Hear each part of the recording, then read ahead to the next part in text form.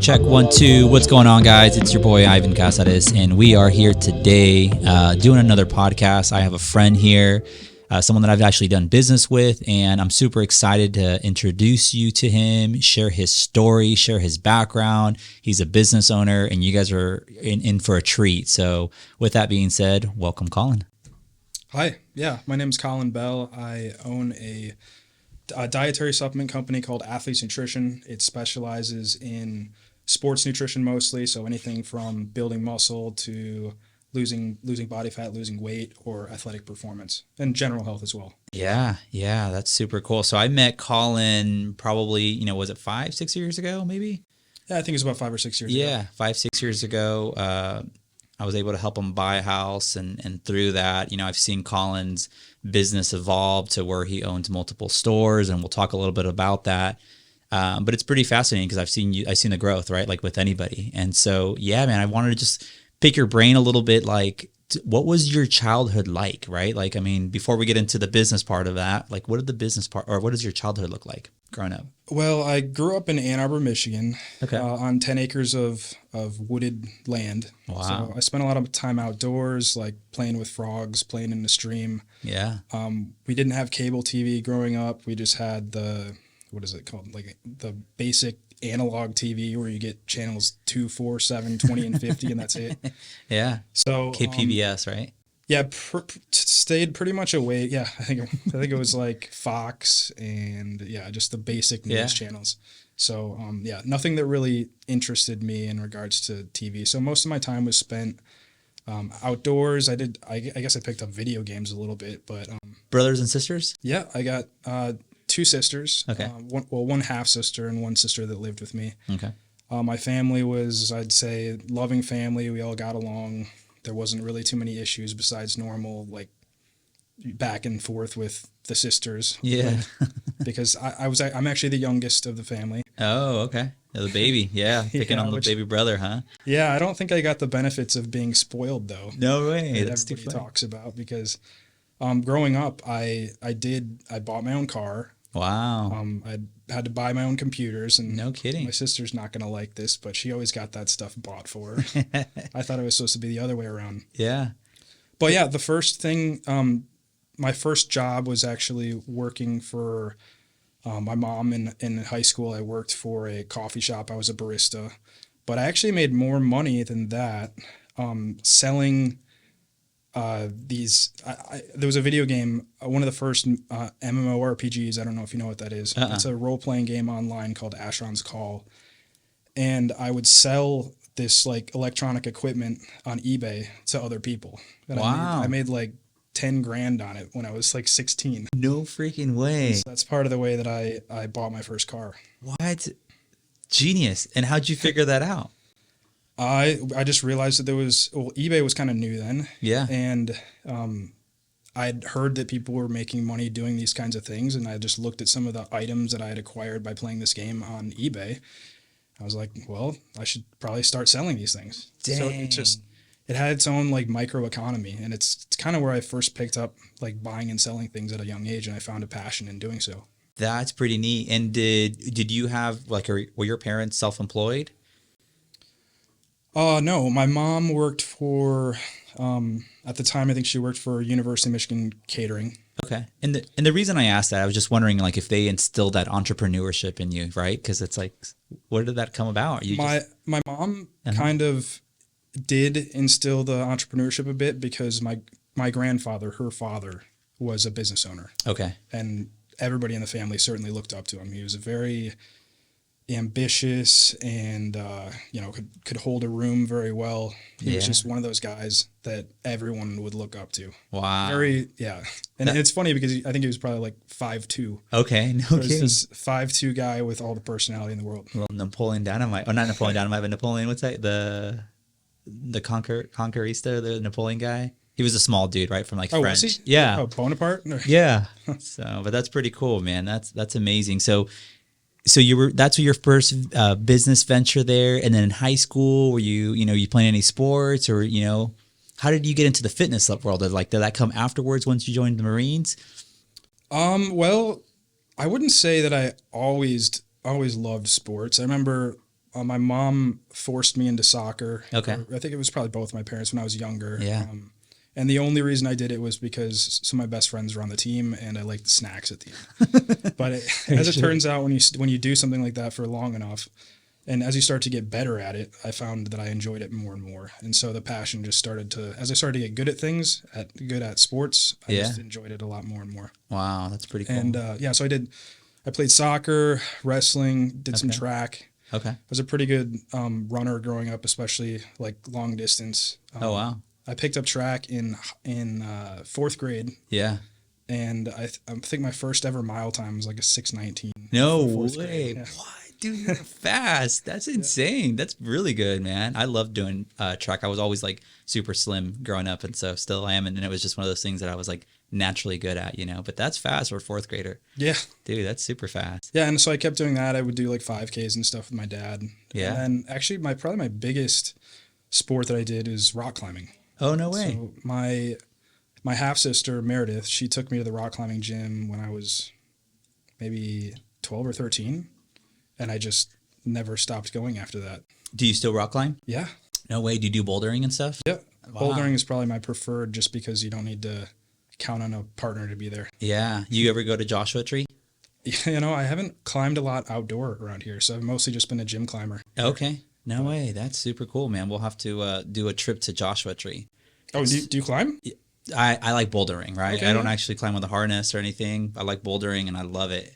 So we'll have to go to Joshua Tree, man. Joshua Tree is a good place. I've only been there once, and growing up, I did a lot of bouldering.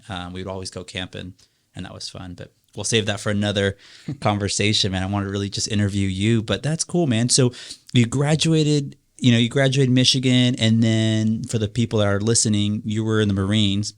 Did you join right after 18, or how did that look like? I got to correct you real quick. Okay. So Michigan State is where I went to school, which is very confusing because I grew up in Ann Arbor, Michigan, and to this day I'm a Wolverines fan, an Ann Arbor fan. Okay. Even though I went to Michigan State. But I actually did not graduate from Michigan State. Oh. So I still don't have a degree from Michigan State. I probably have 120 credits from college. But yeah. So yeah, my college experience was I wouldn't say that I was really seeking education by going there. I was just kind of trying to get away from the family a little bit and have some fun. Definitely. And that's probably not the best reason to go to college. And so my parents were helping me out with paying for school. Yeah. And there was a certain time, I think in year 5 of being in college, where I was still bouncing around between majors and trying to figure out what I wanted to do, where I was like, I got to take over my own life and stop depending on other people to pay for me. And so I walked into a Marine Corps recruiter's office and I told them, sign me up. Wow. I got to get away from here and start taking care of myself and not being a burden on other people. Wow. That's huge, man. That's amazing. So no, and I understand that, because sometimes you just got to cut that umbilical cord, right? And be like, I'm going to do something that's best for me, or like you were saying, find your own path. Yeah. And so that was fascinating. So you did that. You did 4 years. Yeah. So I went in and enlisted. Okay. The recruiter there tried to convince me just go as an officer, because you can still go to boot camp and you can finish up school on us and it's no big deal. But I had already decided, put my foot down, and wanted to just go in as enlisted because I was told that it was more difficult. And it's the respect level, right? I guess, although yeah, no. I know a little bit, not too much. My best friend's he's actually still in the Marines till this day, but I know a lot of it's like, hey, you want to kind of start the bottom, build it up, right? Yeah, I think that's what I wanted to do. Yeah. I wanted to just be, treated like I didn't come from anything, didn't have a degree, didn't have anything special. So for some reason, the enlisted side appealed to me a little bit more than the officer side. Okay. So you did that. You did 4 years there. Were you in Iraq? Did you go overseas? How did that look like? Or Afghanistan, I'm sorry. I did do one tour in Afghanistan for about 8 months. Wow. That was in 2010, I believe. Okay. What were you doing there? I mean, nothing too crazy. I was supply is my MOS. Got it. Basically I worked in a giant warehouse and helped to count screws. That's where that's where it came from, huh? That's where the seed came from. That's cool, man. Yeah, I mean, I guess I still work in a warehouse now, so it helped me a little bit with what I've got. Yeah, with what I'm doing now. I would imagine so. And so you finished 4 years, and then how did the business entrepreneur side come? Right, like where does the store involved? Where does the wife, the kids, where does that all come into place? Like, how does that look like? So, as I was looking to get out of the Marine Corps, because I actually wanted to do something called MESIP, which is forgetting exactly what it stands for, but it's basically changing over and going from enlisted to the officer side. Because I was a little bit tired of some of the things that were happening on the enlisted side, because unfortunately the way these things work is the better you do, the worse job you get, because they'll put you in charge of I guess people that need more and more help. Oh, that makes sense. The better you are at things. Okay. And that can be a bit draining over time. Okay. So yeah, I wanted to change positions in the Marine Corps, go to the officer side. And during the screening process, there's a medical screening, they did a scan on my heart, and they found that I actually had a hole in my heart. It was something I was born with. Oh, wow. And had no idea. Oh, shoot. Okay. It's called atrial septal defect. So long story short, they were going to do a surgery on me, but it was going to come up to the time where I would have to re-enlist and then apply for MESIP after that. And so I made a decision that I wanted to do something else, because I didn't want to take the risk of potentially not getting the MESIP package approved. Yeah. Meaning I would be stuck enlisted for the next 4 years. Another 4 years, yeah. So my buddy approached me, and he said that during the time that he was joining the Marine Corps, this is one of the guys that I went to MOS school with, which is just a school after boot camp. He said that he had a friend back at home on the East Coast that had started a supplement company, and he was making a lot of money doing it, and thought that maybe this is something that we could do when we get out of the Marine Corps. And so, I started looking into it, started drawing up business plans and everything. And the idea was that we were going to go into this as a partnership. Okay. But when it came down to it, after we kind of decided on the space and everything, I think his wife was pregnant, or she just had a baby. I can't remember, but she didn't want him to do it because of the obvious risk that comes along with starting your own business, that there might not be a stable income coming to the table. Yeah. So she convinced him not to do it. And so I ended up going forward on my own. But as it turns out, I'd say that's probably the best blessing that could have happened, because partnerships, as I know now, are very difficult to maintain. Yeah. No, it's funny that you say that. You're basically married, right? So anyone that's like thinking about starting a business, I mean, really think about who you're starting a partnership, right? Because it's like if your core values don't align, if you need to find out, like, how does this person handle money? Like, what's their mentality like in regards to business, and are they ethical, and all this stuff that, like you said, it's if you can, I always encourage people, try to do it on your own, because otherwise partnerships are difficult. I've had partnerships where I'm like, man, that was horrible, but there was only one way of learning it, by going through it, right? And so I mean, everyone's always going to have a slightly different opinion, which is fine. But if that opinion doesn't work out well, then it just creates animosity that drains both people. Yeah. And then somebody's always going to be working just a little bit harder than the other, so it becomes this like, what did you do today type thing. And so I know a lot of partnerships that haven't worked out well. Sometimes they can work out. Actually, my mom, she has a partnership right now.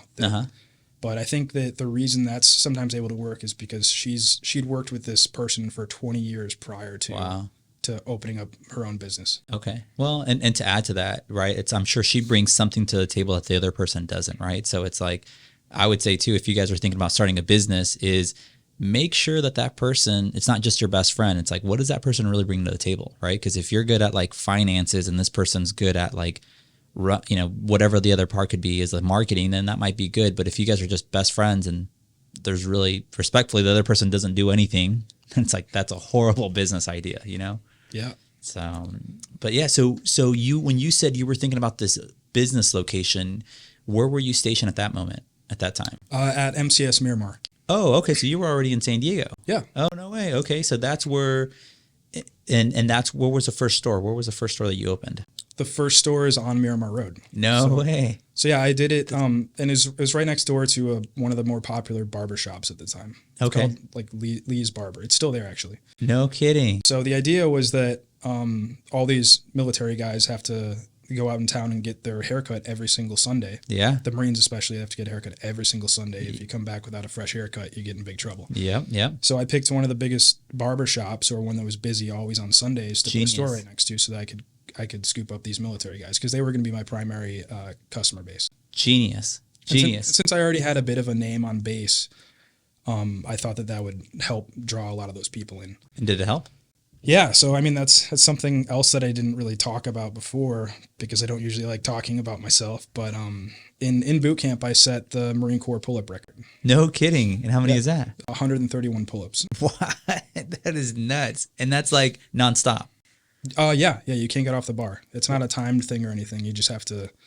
I think they've changed it now, but yeah, you have to as long as you can hang on the bar, just do as many pull-ups as you possibly can. And so my rock climbing background really helped with that. Dude, that's beast. 100 and how many? 131. Yeah, I think they docked me 9 pull-ups, I think, because they said they were still pretty strict about it. They said I didn't go up high enough. That's freaking, dude, you're an animal. That's insane. Because I can do like 10. You know, I think in my prime I can do like 20. So, dude, that's just like, that's wild. I was known on base as, kind of like an athletic freak kind of thing. Because I don't know if you know what the PFT is, but no. So the PFT consists of pull-ups, running a 3 mile, and sit-ups. Okay. And so a perfect score on the pull-ups is 20 pull-ups. Yep. A perfect score on the 3 mile is 18 minutes. Yep. And a perfect score on the sit-ups, I think, is 100. Wow. So my best that I did there was 131 pull-ups. I did like 168 crunches, and my fastest 3 mile was a 15:21. What, dude? That's beast, animal. So you you have this reputation. You open the first store, and then I heard you say something that was really interesting. You said you wrote a business plan. Now, how do you know how to write a business plan? Did you Google it? Did you just did somebody tell you about that? And I asked because a lot of people don't have a business, but they don't have a business plan, right? Yeah, I guess that's a good question. I can't remember exactly how it was that I structured it. I guess I just tried to think about it from a logical standpoint of, okay, this is absolutely every single thing that I'll need to know to operate my business. Yeah. I think I created it in like an Excel sheet. Yeah. So yeah, I guess I asked some people what it is that I should plan for. Some of the suggestions and recommendations came actually when I was trying to get the lease. Okay. Because when you try to get a lease for the first time and you don't have an established business, it's actually a lot more difficult than you'd think. It's not just like getting a place to stay at an apartment or something.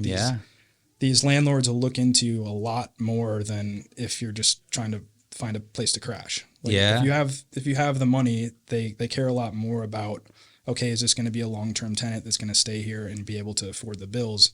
What does their credit look like? Well, you don't have any credit if you're just starting a business for the first time. So they required a lot more than what places now would require of me. Yeah, no, you're absolutely right? Because now you have the reputation, you have other businesses, and so it's easier to get a lease. But you're right, and this is great for people who are listening that are thinking about starting a business. Like, you can't just go get a commercial space and be like, hey, I'm going to run a business here. They're going to ask you for those credentials. They're going to ask you for a business plan. They're going to ask you for, what business you want to open up. So that's cool. I'm glad I asked you that. So open up the first shop. You said you're obviously, by the way, that's genius, because they're going to get a haircut on Sunday. What are they going to want to do? They were probably going to want to pick up some supplements as well. They know you on base.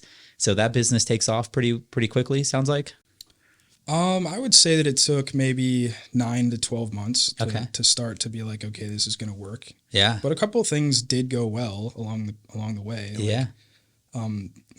This guy named John Watkins came walking in the door one day and said, man, this is right where I wanted to open up a supplement shop. No kidding. And we ended up becoming friends, and he became a big promoter of mine on base. So he was just a very good networker. Wow. And so he helped spread the word out. We also had some events and things where we invited a lot of people on base to come to, and yeah, the fact that we had a store there, it took a while to grow. It wasn't instant. Of course, right? Every business takes time, but the idea that the fact that you had that was pretty genius, I would have to say. Right? The barbershop, the reputation close to Miramar, close to where you were stationed, the reputation that was smart. And I love that because I think sometimes like people think about like, oh, I want to start a business, but sometimes it's like, well, what do you have? Like, like what are you good at already? What are you knowledgeable, or like what you had something that I couldn't do, right? Like I don't have a reputation on base. I don't have that following. So I think I always encourage people when they're trying to start a business, like what do you already have in place that you could use or utilize to start something.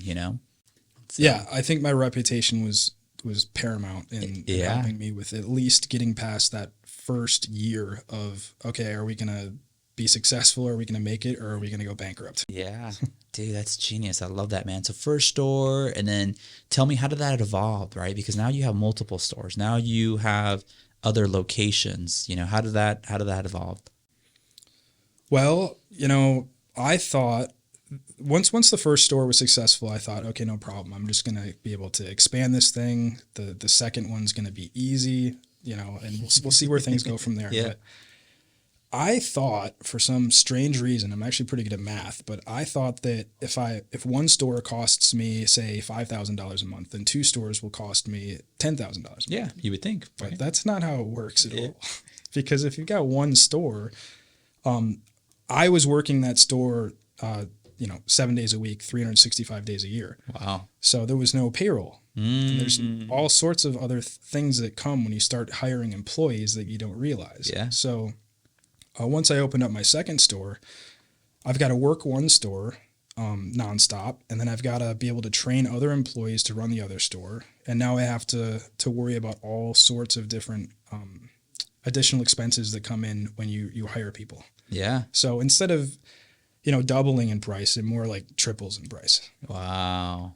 So Wow. those are just some things that you have to think about when you're managing multiple locations. Yeah. No, that's great advice, right? Because you think, and at the same time, like, yeah, it's so funny because when you open the second one, I would imagine it's like you're hoping that person's going to work as hard as you. You have to train them. There's a curve, or they call it a J curve, right? So your business will actually kind of go down a little bit because you're training, you're setting systems in place to get the business to go back up, right? Yeah, and I've noticed that with every expansion, it's gotten more and more difficult because there's just less time that you can spend on the business, and there's more time you're spending on admin, on payroll, on figuring out what all the different regulations in different counties are to make sure that you're abiding by them, and just like Yeah. things get crazy. Wow. So where was the second location? Oceanside, Oceanside. yeah, right outside of Camp Pendleton. Wow. So you found your target market. You're like, I'm going to do it another Marine base, right? Another. Yeah. Yeah. Since it had worked so well at Miramar, I figured let's try to pull the same model. So I searched around on Google Maps actually for where is a spot that's as close to the entrance to Camp Pendleton that I can possibly find. And another part of the reason that I picked these military bases is that there's a GNC on every single military base, or every single Marine Corps base, as far as I know. Oh, really? And at the time when I was purchasing my supplements from GNC, and I was like, well, I can do this for cheaper for sure. Yeah. So the idea was to put it next to these bases because there's obviously a massive demand for supplements on base. Let's just put it right outside the gate so that these customers can come to me. And yeah, that was kind of the idea behind it. Dude. That and having the reputation in the Marine Corps as well. Yeah. Well, and I think that's your target market, right? Like that's who you like to deal with. Those are your people. Like there's nothing wrong with that, like. Yeah, it's mostly guys where if you don't meet standards in regards to physical fitness and weight, you get kicked out. Yeah. So it's really important. Also, it's kind of a fraternity in that these guys are constantly talking to each other about what they're doing for working out and what they're eating and different like fitness tips. Dude, that's amazing. So how many stores do you have now? I have, let's see, 5 that I own, and then there's 2 that are licensed. Dang. What do you mean the 2 that are licensed? 2 more that you're partnership with, or? There's essentially franchises. Wow. So, there's one actually in Chicago. It's a Palatine, Illinois, actually. Okay. This was a young man that was a customer of ours at the Miramar store, I believe, and he wanted to open one up on his own, and I basically met with him and showed him how to do everything that I thought that he would need to know in regards to opening a business. Dang, that's amazing, man, dude. Great job, bro. That's a huge accomplishment from, right? Like starting 1 to 5, now 2 other licenses. That's huge. What's the vision moving forward? Are you thinking about opening more? Do you want to have people? Are you open to franchising? I think you do have that option available, right? Yeah, I'm open to franchising. I'm still not sure if I still want to expand more. Okay.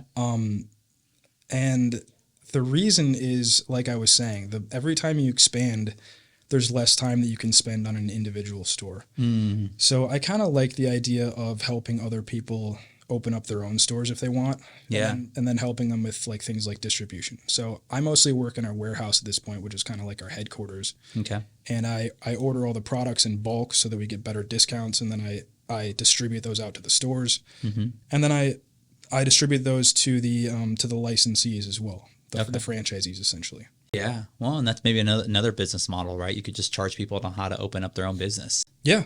That's something I've thought about. Yeah, I've thought about just either charging a flat fee to help somebody open up, because my first store that I opened up, it took about 3 months of working probably like 16-hour days. Wow. Because I did the entire remodel of the spot myself, because I didn't have a lot of money, and I had to figure out how I was going to make it work.